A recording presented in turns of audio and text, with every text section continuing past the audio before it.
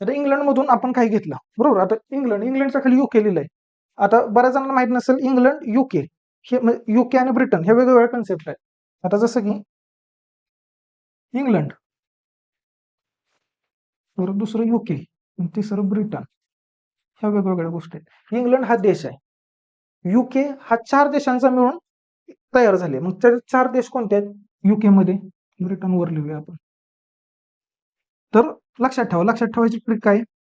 East, बरोबर, east, waste, south आणि north ह्या सगळ्यांची आपल्याला दिशा माहित आहे. त्याला इंग्लिशमध्ये काय म्हणतात हे पण माहित आहे. काय ईस्ट, वेस्ट, साऊथ आणि नॉर्थ प्रत्येकाचं इनिशियल आपल्याला माहित आहे. ठीक आहे, हे आपण लिहिलं EWSN. तर ह्याच्यावरून देश तयार होतं. ई वरून आहे ते इंग्लंड, बरोबर. डब्ल्यू वरून तयार होतं ते वेल्स, ठीक आहे, वेल्स कंट्री, ठीक आहे. त्याच्यानंतर एस वरून होतं ते स्कॉटलँड, एस वरून काय होतं स्कॉटलँड, आणि एन वरून होतं ते नॉर्थ आयर्लंड, नॉर्थ आयर्लंड.